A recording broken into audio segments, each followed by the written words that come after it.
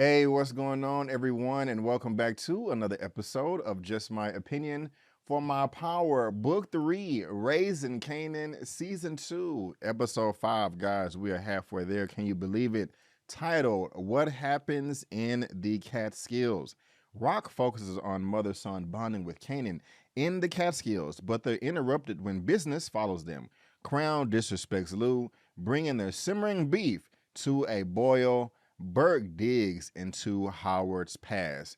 Guys, I want to let you know that this is going to be spoiler filled. I'm going to spoil this up, down, left, right, in, and out as if you've already seen it.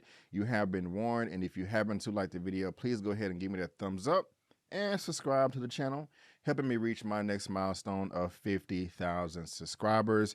Guys, it seemed like a quiet episode for some reason. Not a lot went on until we got to the very end, but I did like it. I liked it at the end of the last episode. I didn't know what was going to go on between Raquel and her son Kanan, because of course Kanan wants to know where he really comes from, and of course Howard wants to bond with his son. He just found out, so they're going to link up some way, shape, or form. But Rock, lying, conniving ass, wants to follow Kanan, and I can't get mad at her for doing that either. I mean, if I was in her shoes, I would be wanting to know what's going to be going on with my baby too. So I was really eager to see like where things was going to pick up this episode between them, and we did got the answer. We did see them going to go camping out in the Catskills, and that had a lot of drama to it. But starting off the episode, we have Mr. Crackhead right here trying to get it fixed.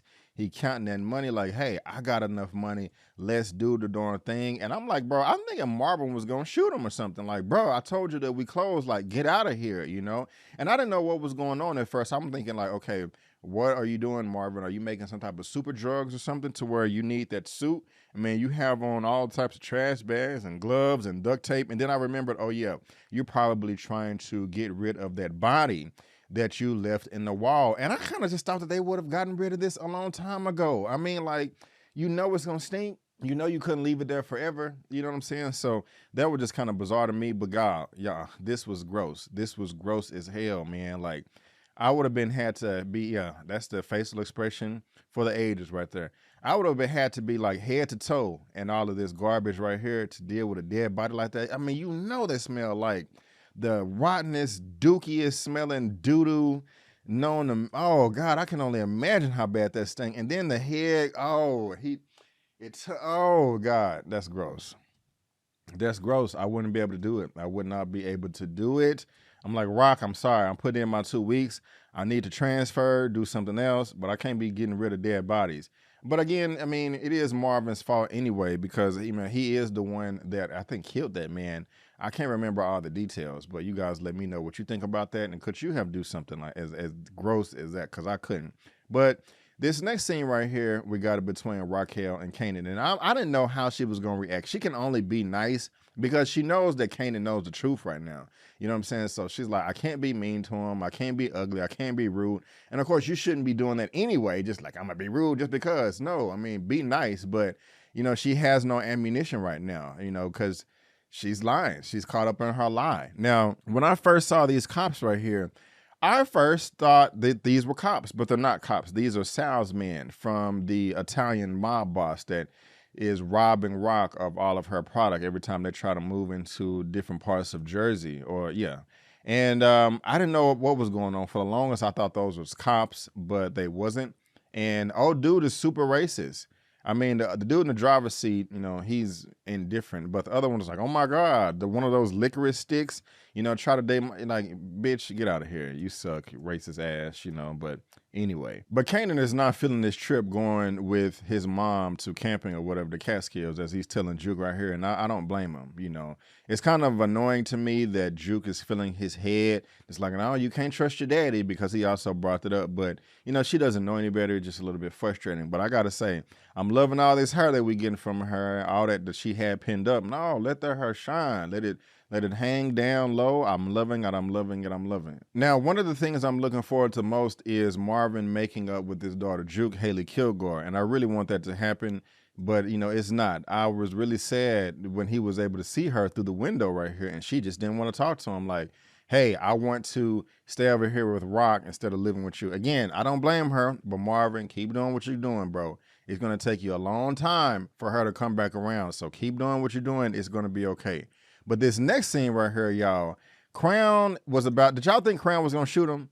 I'm saying Lulu, look, I know that Lulu will win in a fist fight. That's just a given. Everybody knows that. But at the same time, Lulu, you're going to keep putting your hands on Crown like this, he's going to do something. He's going to steal your money.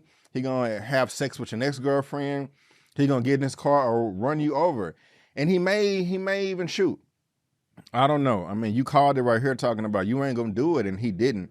And I think everybody knew that. But, you know, Crown is a pretty boy. You know, he's not a fighter. And some pretty boys can fight. I don't mean to just say that either. But Crown is, you know, he probably going to end up using that weapon or whatever. But you guys let me know what you think. Lulu, I'm telling you, bro, stop putting your hands on him. But this is funny to me right here between Miss Renee and Marvin.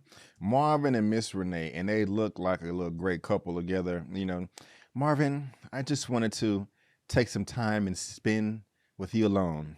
I've been doing this therapy class for a number of years now, and no one has ever walked through the door that looks like you. I mean, it's just something about you that I want to get to know. Every time I see your face, my vagina quivers. It's quivering right now for you, Marvin, for you. Would you like to taste it after your breakfast? I mean, it'll be good to you. What? I'm chilling. Okay, I'm done, y'all. But anyway, I like this scene. No, seriously though, I really do. And I like that Marvin was able to be very honest and just be like, look, I have a daughter. Because he was like, look, what F do you want from me? And I'm like, damn, why you got to cuss her like that? And then you called her work BS, you know? And she was like, the first thing, you know, you can do for me, Marvin, is not call the therapy BS. That was pretty rude of you to do that, Marvin. You didn't have to say that. But, you know, he was like, I'm a father. And she's like, I know. And he's like, but I'm a fucked up father. And even though this was a serious scene, I was still kind of laughing because he was like, it's not no sex stuff, nothing like that. I'm not a sick motherfucker. I'm just a fucked up motherfucker, I think is what he said. And, you know, that she won't forgive me. She probably shouldn't. And it was really nice seeing Marvin in that predicament right there, you know, just being very broken and not knowing what to do, not knowing where to turn, and feeling really sorry and remorseful and just wanting answers, you know. But I'm glad he was able to open up to her. And I really do want a relationship between them to flourish. You know, I mean, seriously though, I mean, they would make a good couple. You know, he's a handsome man. She is a beautiful woman. And they can both put it on each other and have a good time. You know what I'm saying? And so I would love to see that pop off. Now, I cannot get mad at Jukebox for getting mad and throwing the Tait.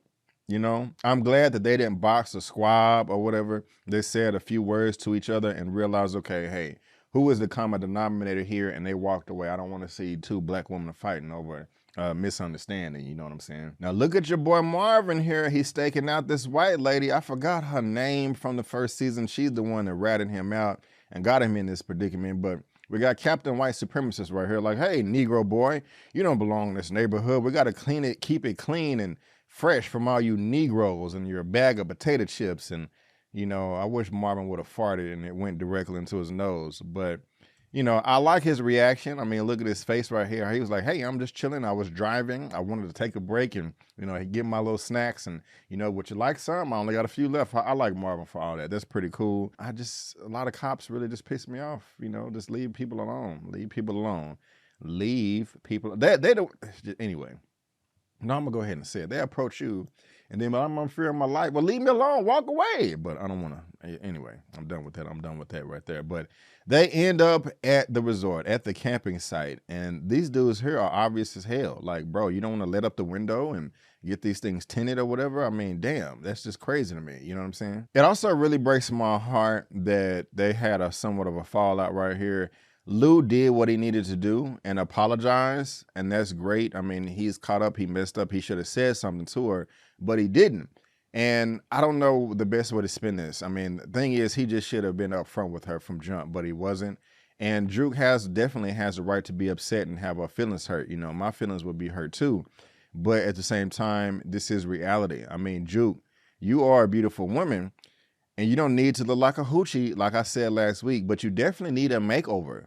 Okay, and you made your own self over.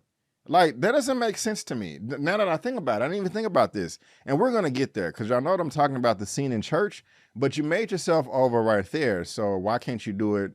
I guess it's for the reason. I think that's what it is now that I think about it. But I'm going to say in my commentary. But now we got to talk about Howard's escort. Ma'am, please keep your mouth shut. Damn. And Burke, leave this alone. Why are you threatening this woman? Like, that's what I'm saying. Like, some cops, not all, will do anything and just make people uncomfortable and ruin their lives just so they can get whatever they want. Why are you threatening this to take this woman's child away? She already struggling, you know, she has this profession. I'm not judging, but she's not necessarily proud of it. Some women are, but I'm gonna just assume in this case that she isn't. Burke, I just don't like her character. I mean, we know people die in this series, and I hope her character just dies, because I don't like her. Mind your own damn business. You know what I'm saying? Leave this woman alone. But anyway. But next to her, they at this camping thing, and they're not making s'mores next, but right now. But I don't know how this is gonna play out. I'm like, are they really trying to kill them? You know what I'm saying? Like, what's going on? I mean, that's just bad business anyway. Like, why? Why not set up a meeting? I don't know. You guys let me know what you think of that. But Kanan got that jungle fever. You know, he pulling all types of women. He getting the white girl. He got the black girl in the last episode or whatever. You know, love at first, well, not love at first sight, but smash at first sight. And this dude right here is sick, man. Yo, we got to keep the race clean, keep these Negroes away from my women. I mean, you are a true psychopath loser. But they are saved by the bell, by the son and father, looking for twigs, looking for wood to start a fire, because she was about to be executed. And that's crazy. That's crazy. And they would have got away scot-free. You know what I'm saying? But Kanan, you know, they look cute together. I'm just playing. Kanan, leave her alone, man. It's going to get you killed. You know, but I do like the fact that Rock was right there. Like, don't talk to him like that and get away. And even though, I mean, look, you know, I'm in the black woman the most, but you love who you love. But Rock is not wrong for this right here. Like, hey, these white women to get you killed. You know what I'm saying? You got to stay away. It'll get you hung up. Because that dude, I'm not saying that she would have did it, but we saw how the white supremacists reacted, you know, when he saw them getting close or whatever. I mean, he don't even know neither one of them, but he just can't stand it. It would already be horrible if he reacted this way because of his daughter, but it's not. These are two strangers, and you just still gung ho like, oh, we can't have this, we can't have that, bitch ass. Well, somebody would chop your goddamn nose off. And I like how your boy checked him like, hey, leave them alone, shut the fuck up, you know, because, yeah, he just needs to get his ass whooped. Now, Kanan talking about, I want to be there for you and all this, and going back, he was looking at her like, she was talking about, hey, we can be honest with each other and tell the truth and all this, and she still didn't want to put him on game. I mean, she did eventually when they start to go dump this body out here, but this is the life that Kanan wanted. He said, and, you know, he wanted to do it. And he's doing it right now. They throw the body down there, and I don't know. I just wish they should have got rid of this a long time ago. This is just crazy to me. I mean, we all knew they was getting rid of the body because Marvin said that at the very beginning, talking about how he put all types of air freshener in the trunk. But Kanan is getting deeper and deeper into the game, and there's just no turning back. I mean, there was no turning back season 1, but definitely now, you know, definitely now. And I don't know. I know that's the not the sunlight, but the moon. But I'm like, is there somebody headlights back there? Those lights kind of bright. But you guys let me know what you think about that. I will have my revenge. That's how he looks right now before Crown comes in there. Where is he at? Right here. Yeah, you know, Famous. I like Famous though. He's a little annoying, but I still like him. You know what I mean? Am I alone in that? Do y'all like Famous? Let me know in the comment section. But this next scene right here is what I wanted to see. Another thing that I was looking forward to the most. See, she made herself over is what I'm saying, and she is beautiful. Look at all that hair. So why can't she do this for Crown and Lulu? Again, I think it's the reasoning. You know, they want me to dress like this to look like a hoochie. You don't have to look like a hoochie. You can come in there and record music looking like a church girl like you're doing right here. But it's wonderful. I mean, this is also funny to me. Oh, dude here is shooting his shot in church. And we saw a bit of, I mean, it was working too. Juke was like, oh, look at you. You know what I'm saying? With the soft pressure or whatever. She was liking it a little bit, but maybe she just didn't want to hurt his feelings in church. Look at this femininity that we're seeing. I haven't seen this before from her. She's like, peace, so I gotta go. I was like, oh, snap. So that was surprising to me. I did like that. Like, you know, your prayers are not going to be answered, sir. But that was cute. And at first I thought the mama was hating, but you know, she's not. But y'all, this was beautiful. This was beautiful. She sung that song. Ah! I'm singing, yeah, I can sing. She did a great job. I was really feeling that right there. I hope that there's no fallout between them two, Juke and her mom, but there is going to be, just for drama's sake, you know what I'm saying? So anyway, now this next scene right here, man, she should have shut her mouth, and I can't get mad at Howard for being upset and kicking her out, I don't think he's going to end up killing Bert. I hope not, but I don't care if she dies. I just don't want him to do it. You know what I'm saying? But now we got Marvin is back hunting this woman down, and the cops follow him all the way out there. We're going to see how that plays out right there. Now, I didn't know how that we at the end right now. Dude can't keep it together. They go in there, he finna execute Rock, and look, he got the drop. No, she got the drop on him. And I didn't know how this is going to play out, but I like it. They squabbing. We know Kanan wasn't going to die, and I'm just thinking, okay, he's going to die. Rock is just going to come in there and stab him to death, but I wasn't expecting this. At first, I thought that he shot. I thought that he shot.